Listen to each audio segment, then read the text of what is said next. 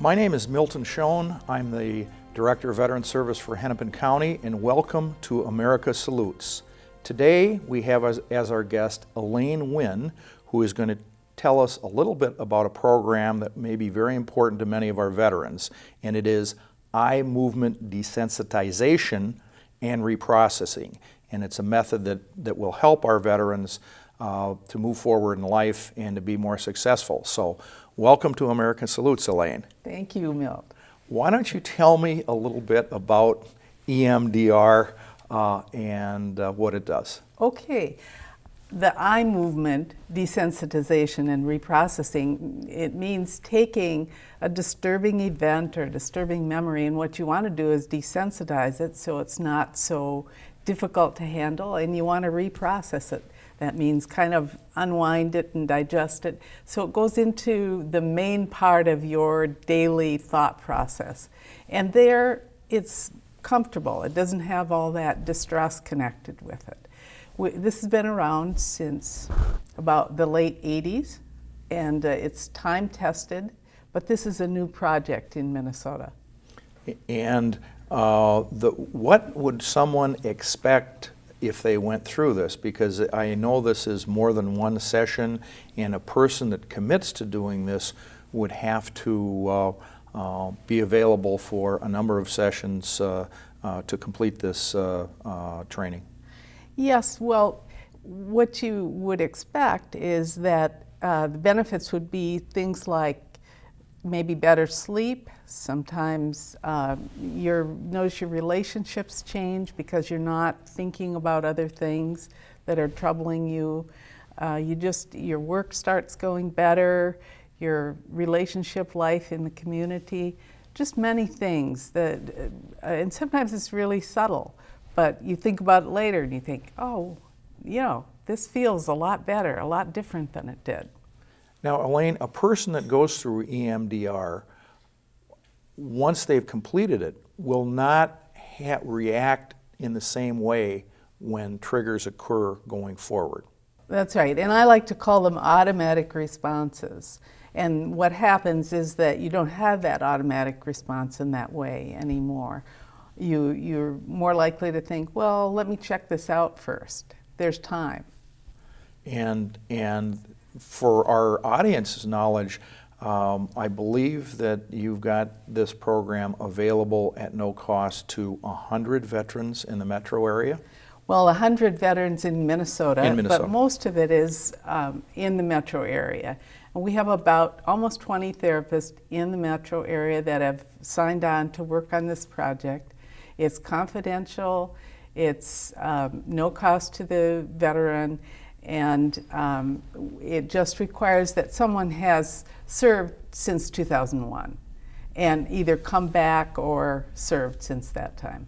And if somebody wanted to participate in this, I think we should put up your phone number and your contact information, because you are the contact person for this program. Yes, I am. Yes, and we have a larger group with a very good website too, I want to say that, but I'm the contact person here in Minnesota, so they call me or email and ask me to call this number, and I'll do that too. And typically, how long would it take for a person to go through this program, and how many sessions are involved? Yeah, well, it's 10 hours. We can offer 10 hours of therapy and 2 hours with family members if the veteran decides they want to do that. Sometimes it's very helpful to have a family member knowing what's happening and kind of looking at how things are for them too. And so that would be a 12-hour maximum, and we can shift that around in different ways. It doesn't have to be 1 hour at a time necessarily. It depends on how the therapist's schedule is and how they're able to work with it, and also with the veteran's needs.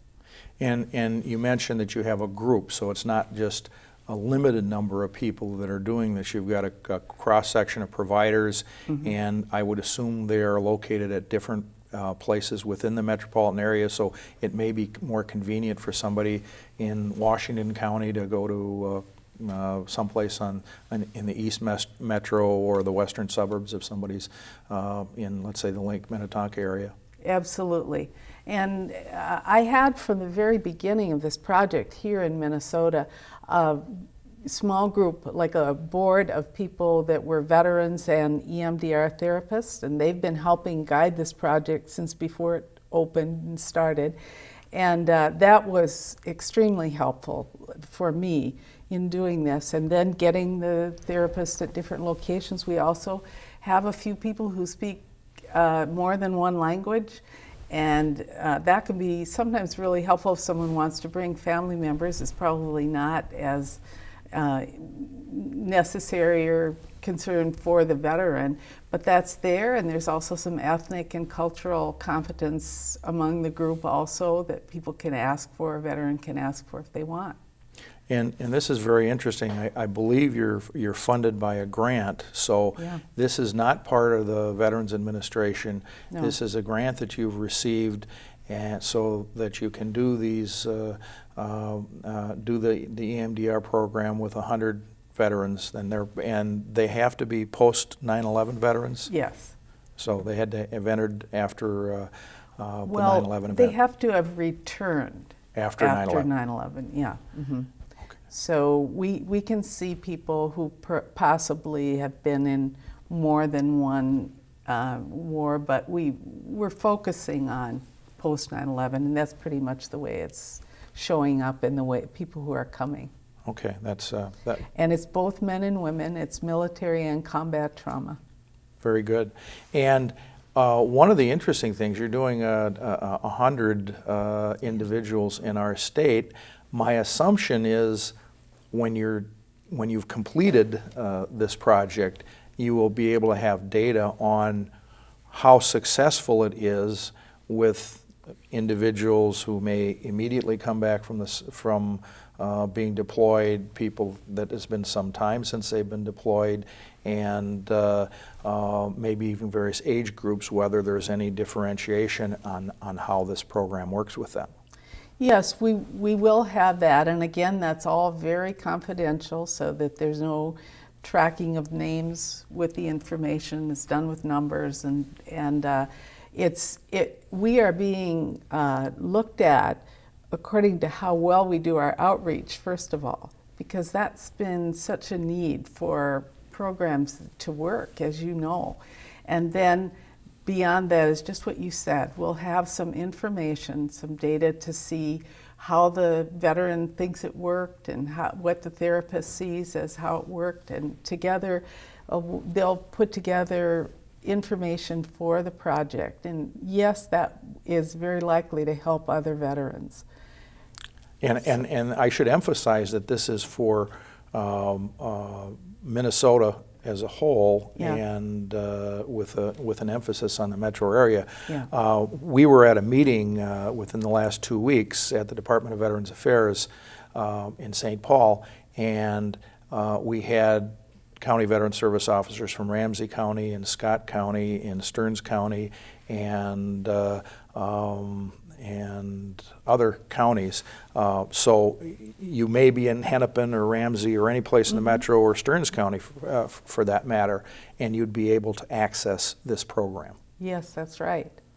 And that was very helpful. That meeting was very helpful, as we find it's so important to network, to know who's out there, and we don't feel like we're reinventing the wheel, but we want to do a good job at what we do. And we're, as County Veteran Service officers, we are happy that this approach is being taken, and we hope that it will bear fruit, that it will be successful, because we see many individuals who have come back from being deployed, and we may not be able to wipe away the fact that somebody has been in a traumatic incident, Yes. but the fact that they would be able to get on with life, and that would have less impact, less detrimental impact on their life, I think is critical. Yes, and you know, the World Health Organization just recommended EMDR, the work that we do, as a primary way of working with trauma survivors. And so that's happened. The Department of Defense and the Veteran Affairs nationally all think that EMDR is a very high quality kind of care.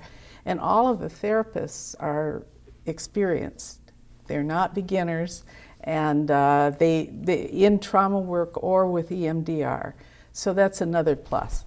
And it speaks to the fact that since we've had our conflicts in both Afghanistan and Iraq, that we've had people come back, and the Department of Defense and the VA is trying to figure out how people can lead successful lives going forward, and that it's created some urgency to taking a look at approaches that we may not have used 20 years ago. Yes, And that's right. We want, and all of the therapists and myself just really are here to serve in whatever way we can. And my husband is a veteran. We have a couple of veterans who are therapists and also family members.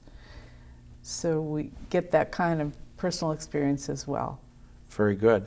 And we probably should put up your contact information once again, because not all of our viewers may have had a pen handy when it came up. And we certainly would like to get, as you mentioned, a cross-section of people into this program, because that, I think, would be very helpful for you and what you're trying to achieve. Yes, right.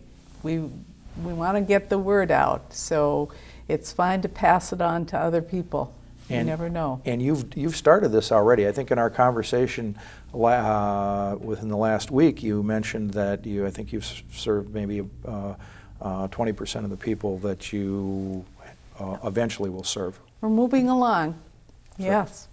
Very, very good. Mm-hmm. And there, to stress once again, there is no cost to the veteran. Yes. And we're looking for people who have been discharged since 9/11, and we're looking for any veteran who meets any branch, anybody that meets those qualifications are eligible for this, and they should be able to benefit from this program. Yes, and that the person comes in, the veteran comes in, meets with a therapist, and together they explore what this is and decide whether this is the right thing for the person too. If you go into the project, you're not just saying, well, I have to do this and I don't know as much as I want to know about it. That's the other good thing about it. Very good. Well, we're in our last minute, and I'm wondering if there are some thoughts that you would like to leave, final thoughts to leave with our viewers. Well, I think that we think of this as a way for one's own resilience to respond, so that you start to feel like your old self again, or even better. And I like to say you are remembering and not reliving. So it would be important for the veteran, Yes. that the veteran could lead a better life, Yes. but also for family members. Oh, that's that so true. those family relationships can improve, and that probably some of the best people to refer may be family members. That's true. And it's like the chaos of family life becomes fun and not distressing. Very good. Well, for America Salutes, I want to thank you, Elaine, and we look forward to maybe in a year or so getting an update on how successful this program has been. Thank you so much. Thank you. Good to be here.